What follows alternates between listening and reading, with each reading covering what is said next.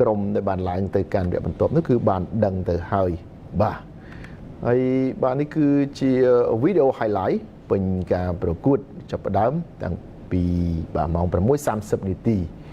បាទចំណុចនេះគ្រីស្ទៀនតែទម្លាក់បន្តិចបាទវូលេបាទ half វូលេមកជើងពី Patrick បាទបានត្រឹមតែប៉ះរបស់ទីឲ្យខ្ទៀតចេញក្រៅបាទយើងមើលការទប់ទ្រូងទាត់បកក្រោយមួយហើយក៏តែទម្លាក់ត្រង់នេះ Patrick មួយជើងនេះទំនងមែនទែនបន្ទាប់មកទៀតក៏មានឱកាសម្ដងទៀតទីត្រង់នេះចន្ទធាបាទក៏ទាត់រំលងរបស់ទីដូច Patrick Robson ដែរបាទការបញ្ជូនចោះឲ្យត្រង់នេះបានយ៉ាងល្អចន្ទធាក៏ទាញផុតខ្សែការពារបាទ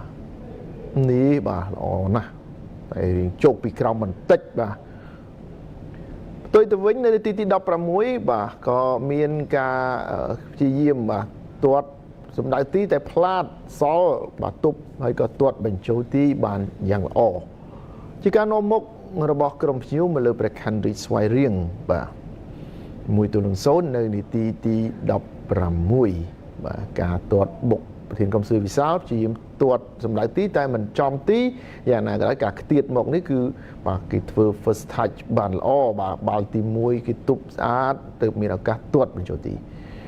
នៅចុងវគ្គទី1ទៅហើយបាទការទាត់គូសពីចម្ងាយបានយ៉ាងល្អដោយ Ryo Fuji បាទដូចជាចលនានិងការបញ្ចប់ទីរបស់ Saret Kriya បានជួយឲ្យប្រខ័ណ្ឌរាជស្វាយរៀងស្មើគ្នា1-1បាទពេញទំហឹងល្អណាស់បាទដូចចាប់ដាក់បាទ pin point ទៅរកក្បាលតែម្ដងដូចមានរ៉ាដាបាទដូចមាន GPS ចាប់ចឹងបាទនេះបាទអត់ចាំបាច់លោតហក់អីច្រើនទេបាទបន្ទន់ជង្គង់តែបន្តិចគឺពេញមួយក្បាលតែម្ដង1-1ត្រឹមចប់វគ្គទី1ហើយបាទការប្រកួតនៅក្នុងវគ្គទី2ក៏មានការប្រែប្រួលការផ្លាស់ប្ដូរកីឡាករមួយចំនួនដើម្បីបាទឲ្យស្របទៅតាមនឹងយុទ្ធសាស្ត្រសម្រាប់វគ្គទី2បាទមិនសូវមានឱកាសល្អច្រើនទេតែក៏ព្យាយាមប៉ុនប៉ងខ្លាំងណាស់ដែរ Patrick Robson ទាត់មិនចំគោលដៅដូចជាការសម្រុកជាច្រើនទៀតពីព្រះខ័នរាជស្វាយរៀងចំណុចត្រង់នេះពេលប្រាក់ខ្វះមេទាញហើយក៏ទាត់ដោយខ្លួនឯងតែម្ដងតែមិនបានសម្រេចនោះទេការវិបកត្រឡប់ទៅវិញរបស់ក្រុមភ្ញៀវ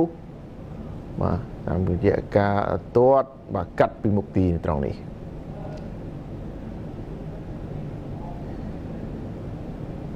បាទនាទីទី87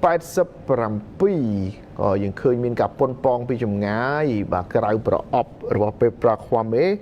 តែក៏មិនបានសម្រេចដែរលោកអញ្ញាកណ្ដាលក៏បានផ្លុំកញ្ចែបញ្ចប់ការប្រកួតជាផ្លូវការបាទក្រុមទាំងពីរបានត្រឹមស្មើគ្នាបាទ1-1ដើម្បីបញ្ចប់យុទ្ធនាការ ASEAN Club Championship Shopee Cup របស់ខ្លួននៅក្នុងបាទរដូវកាលនេះផងដែរ